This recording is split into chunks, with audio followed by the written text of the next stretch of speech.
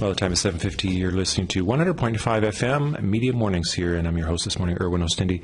And we're joined by Karen Shortt. She's the president of the Vancouver Community College Faculty Association. And despite having wait lists and full classes for English as a second language, ESL training at VCC, the province of BC is underfunding this program by over $6 million. And starting for next fiscal year. And in response, the college has been forced to begin the process of laying off ESL instructors. And for more to understand this kind of duplicity and contradiction, we're joined by Karen Shortt. Good morning, Karen. Good morning, Erwin, and thank you for the time. It is very frustrating to understand the situation because we have students waiting to get into these classes. We have faculty who have worked at the college for, this program is over 40 years old, and so we've built up quite a reputation in Western Canada and across Canada. As a matter of fact, probably the leading trainer in English as a second language studies, and so to understand the situation, it's difficult because we have a job shortage, we have skilled immigrants, we have people who need what VCC can provide, and yet we're being cut. Now, I mentioned earlier that obviously the BC government, on one hand, parades out the notion that the role of immigrants is critical in the economy, that they provide skills, and when we're not helping settle immigrants, we're essentially reinforcing this notion that there's two classes of citizenship, that there's if you go all the way to the extreme, there's European Canadians and there's these other Canadians, and these other Canadians, if they're not integrated into society, those are also the families who have high dropout rates from high school, who have a hard time struggling and who are forced into very low wage work. What on the one hand, we know that technically, but on the other hand, the BC government talks about how they care about immigrants. What do you see? Is this just they're trying to get away with saving a bit of money, or what's behind this? I don't know. It's short-sighted, as you pointed out. If you don't help people get settled, how are they ever going to prosper with their lives? How are they going to get on with their jobs? So, and their careers. And many immigrants come here, and they already have post-secondary training. We have a student right now who's in healthcare, and she's a doctor in her country, and she wants to practice medicine. So she needs excellent English to do this.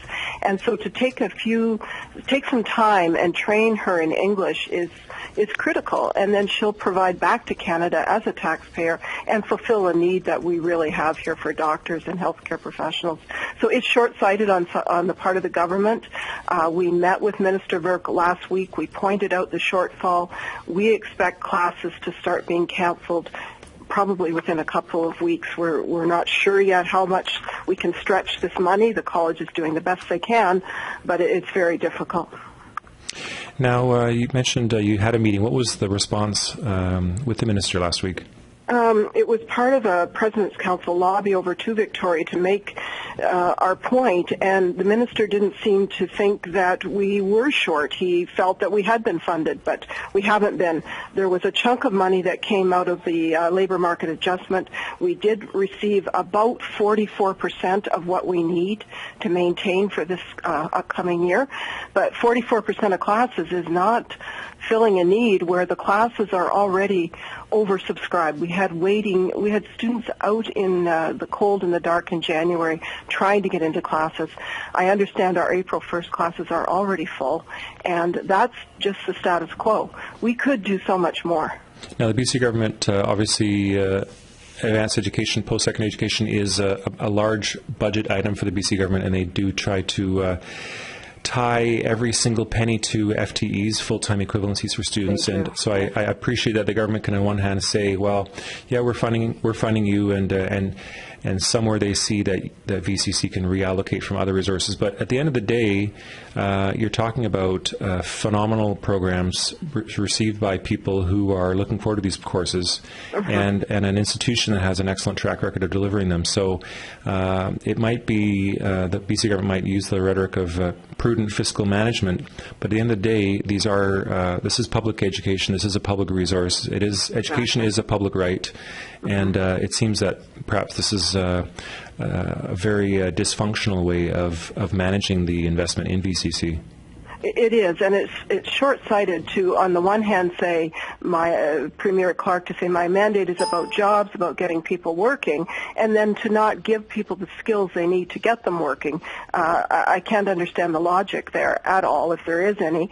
And it is the province's mandate. It's a responsibility to provide adults with education, and so this can't be passed back off to the federal government. It is the province's responsibility to train adults and to provide the skills they need in order to get a job.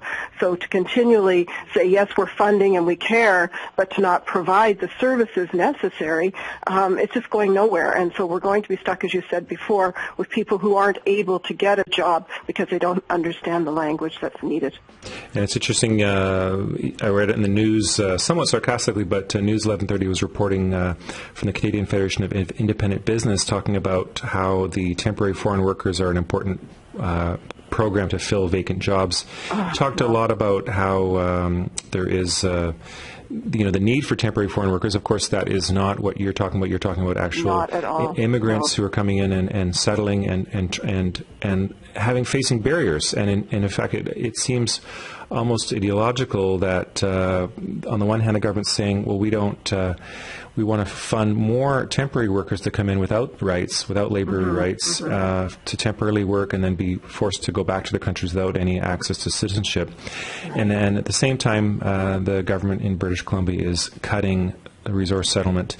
Also, I know that there's some suggestions that organizations that had started up over the last 3 decades helping settle immigrants are now actually getting contracts or may get contracts for CBSA to unsettle people, so actually get them ready for the forced deportation. So it is a changing climate, very, very brutal climate for immigrants.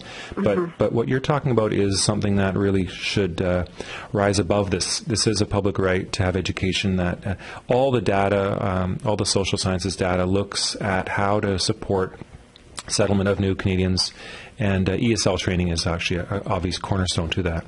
It is the first step. And this isn't about temporary foreign workers. This is about people that have immigrated, that have come to this country, made this choice to come to this country, and they're settled here. And it's also about citizens, Canadian citizens who still need help with their language training.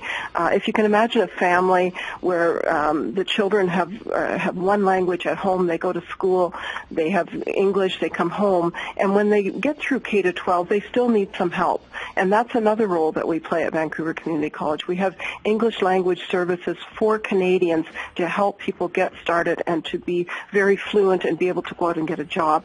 So we meet the needs of immigrants and citizens who need this help. And college is the place to do it. College is a place for adult learners.